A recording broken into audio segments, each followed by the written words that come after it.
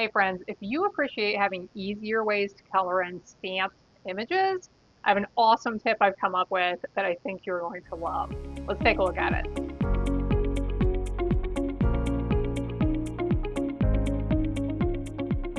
So I want to share some examples I've created with products that I've purchased of what I'm talking about so that you understand where we're going here. And then I want to show you how you can make your own at home for absolutely free. So these are two cards I created with a stamp set called Thankful Garden and a coordinating mask set that you could purchase additionally if you wanted to. So this is designed so that you can line it up properly with the flower of your choice. This one coordinates with this one coordinates with the hydrangea. And these are not the greatest examples because I chose kind of muted colors on these, but you get the shading effect by using the different options. So you use the one that you color in the whole thing with your light color, then you move towards the darker colors with the ones that add some shading and some kind of like highlights or lowlights. Here is another card I had created the same way with a different set. So all of the coloring on the leaves and the flowers I added with those masks and my blending brushes. Super easy. I want to show you how to create your own. So the set I am going to be using today to show this, it is called Charming Day. It has these beautiful flowers in here. Now, I enjoy coloring on some days, but on an average day, it's not like something, y'all, I still got kids at home. Like like like we got a lot of life to do around here. So sitting and coloring in lovely stamped images just doesn't make it into my schedule a lot of times. So I came up with this idea. I was like, this is going to be awesome. So I want to show it to you. This is the one we are going to work on in just a moment.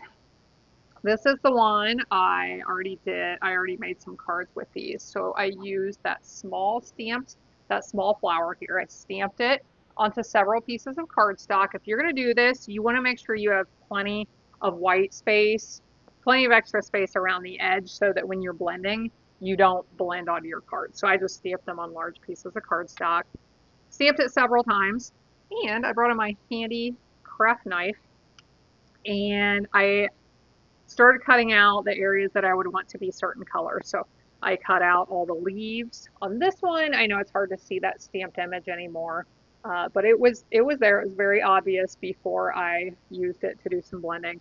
This one I cut out the petals. I had to be careful, not because I wanted the center covered up so that I could do the center with yellow. So for this one I had to be careful and leave the areas in between the petals so that it would hold that center in place. So if you start doing that, that's something you'll have to pay attention to. And then on the one we're going to do here in a second, we're keeping it very simple, but I wanted to show you an idea of like on this one, for example, see those darker areas of purple on the flowers and the darker areas on the leaves. I did that with a second mask, or with the flowers, I believe there were three separate masks, for two for the petals and then one for the centers, I believe.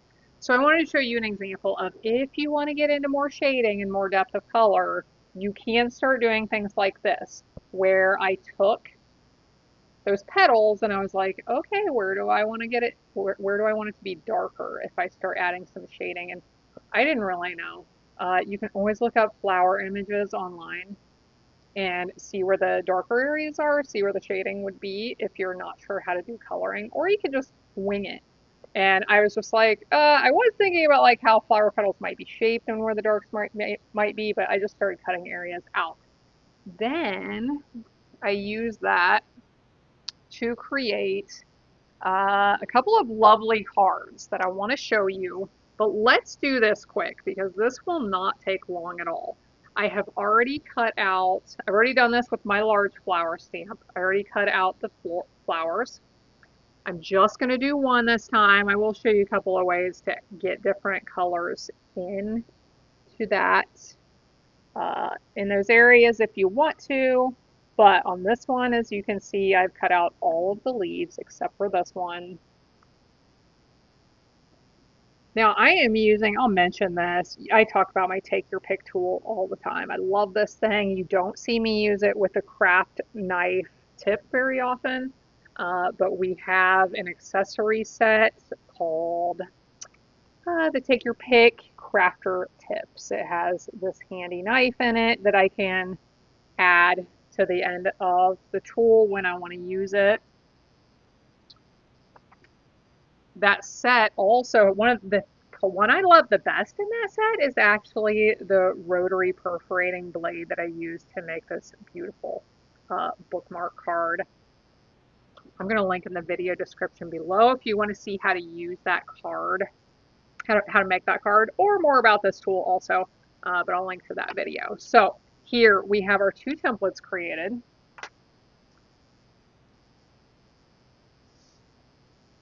I already have this piece created, and I did I stamped with Misty Moonlight. I am going to be stamping with, or blending with some lighter colors. So I have to be aware that that blue could move and blend a little bit on me. It could. And if it does, I am totally okay with that because the blues and the purples together will be lovely. I based this color scheme on the beautiful designer paper that coordinates with the stamp set. So I am going to start with Fresh Freesia. I'm using my small blending brushes here.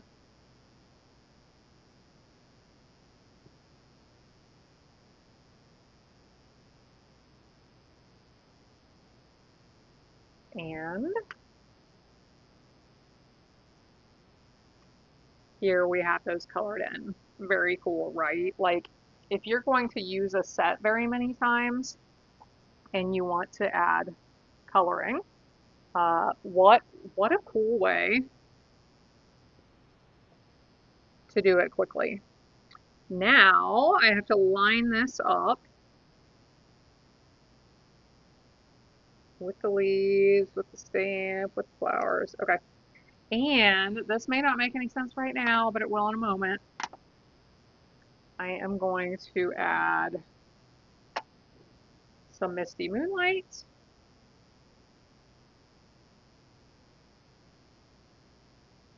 To the leaves. We'll do some of these in Misty Moonlight.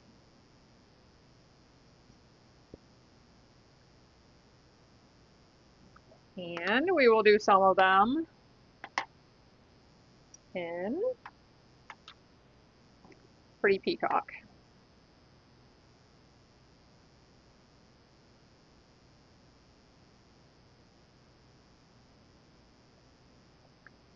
So the best part is when we take this off, we get to see this fun results underneath. If you're not sure if you've added enough color or not, you can always lift it up, see if you have made it darker or not.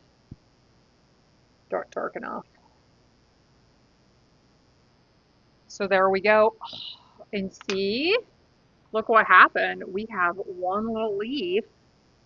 I didn't even notice. Let's get him cut out.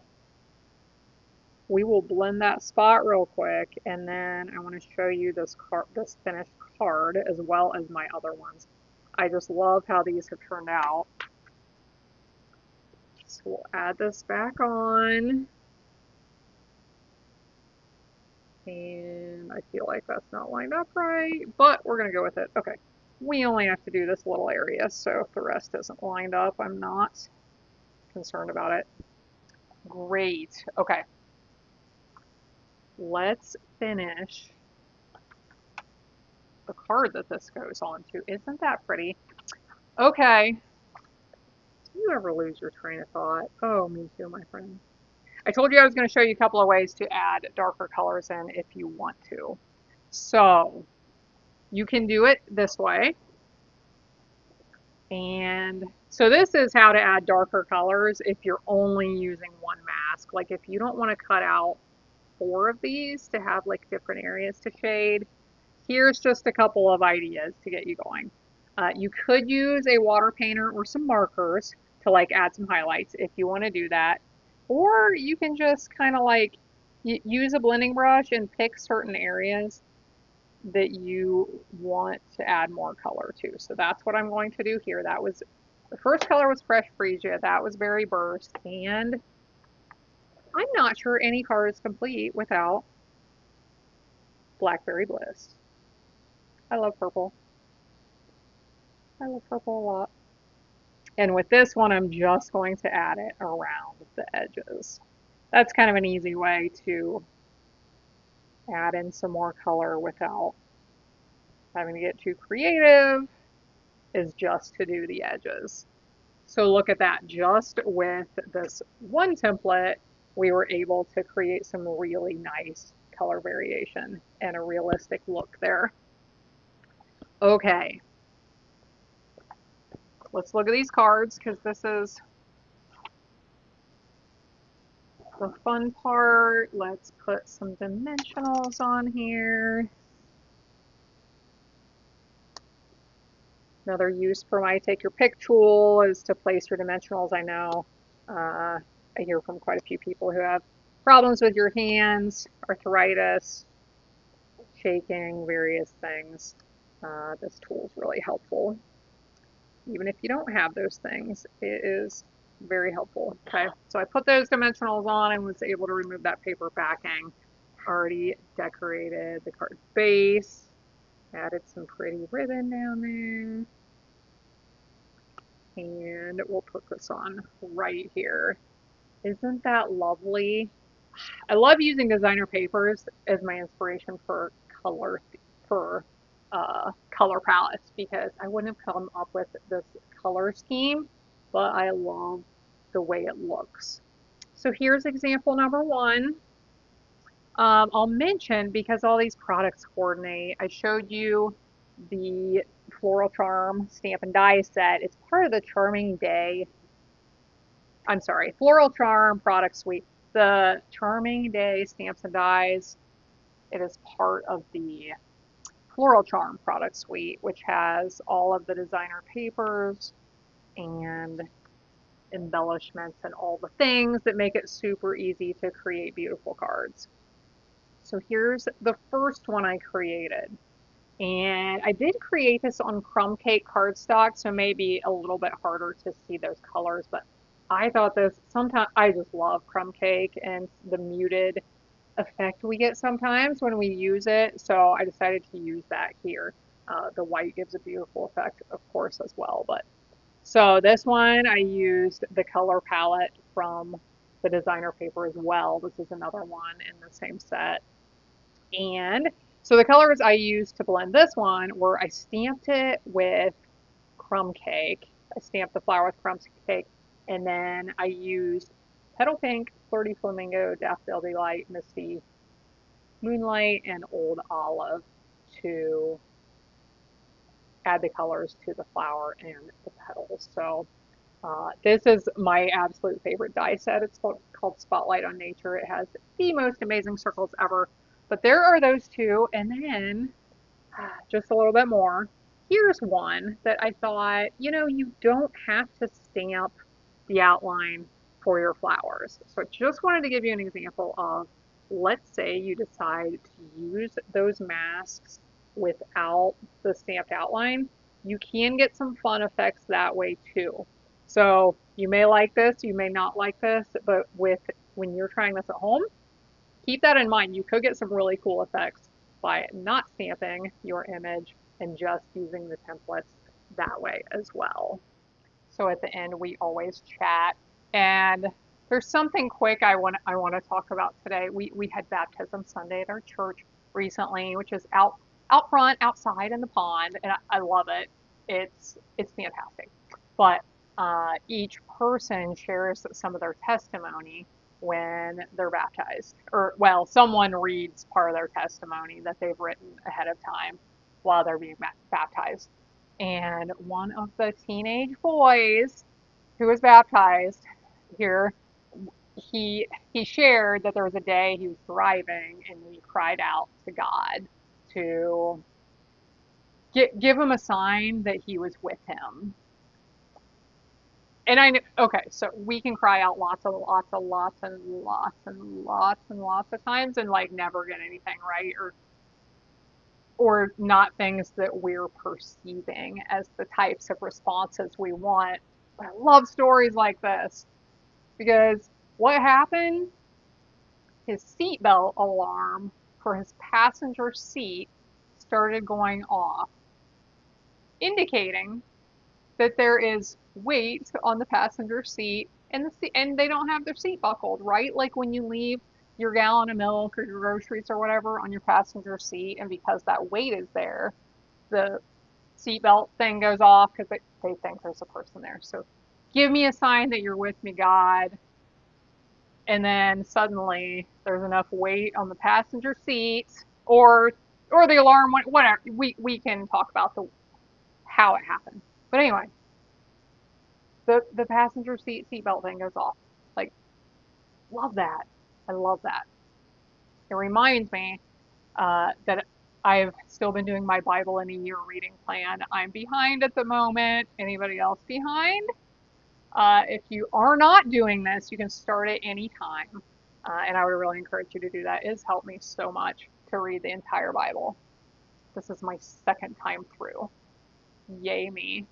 But anyway, Old Testament, it may seem like a lot to read. It may seem dry or boring or like, what is going on? Or why is God so angry? And does he love me? And that's what the New Testament is for. Old Testament, serious, man. We learn the heart of God there for real.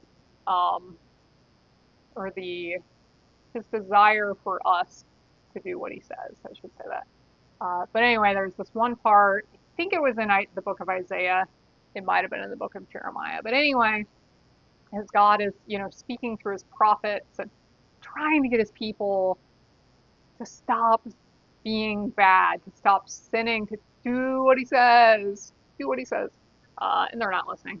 And what he said in this particular moment was two things: praise me, worship me, and cry out to me. And I was like, okay, so in this moment, this is what God really wanted from his people. Praise me. I think they had been, I don't know if they'd been exiled, that Israelites had been exiled at this moment. I feel like they were in a bad place and God was trying to use this for them to learn, turn back to him, repent of their sins, and mend the relationship, right? Praise me and cry out to me. Okay? So what did this boy who got baptized do that day in his car? He cried out, and he did this out loud. Cried out to God. I'm like, I feel like this is in scripture a lot. How many of us yell and cry out and you're like, do this out loud? How often is it just in our heads and we're just in our heads, sometimes really struggling? How often do we actually cry out? Uh, so the other day, I tried this. What did I cry out for? God, give me some encouragement. I needed some encouragement to keep going. I've needed this for a while. But that is what I decided to cry out for the other day: encouragement to keep going. So I was also driving at the time. If people see me talking, I tell myself, I'm like, maybe they think I'm talking on my phone on the car. I don't know. I'm not worried about it really. So, encouragement. So, did I get like, I was going to say a bolt of lightning? That probably wouldn't be very encouraging. Did I get like something happening right then that was amazing and miraculous? No, I didn't. I went on with my day. I think it was that night. It might have been the next day, but I think it was that same night that I was looking at some things on Pinterest, and I see a lot of like faith-based things like prayers. If you don't know how to pray, like, oh man, look up prayers on Pinterest. Like there's loads of stuff to like help learn how to pray if you feel like you struggle with that. So I see quite a few faith-based things, and I I looked at this one, and it brought me to tears in an instant because it was exactly what I have been struggling so bad with, and what has ah, brought me to tears.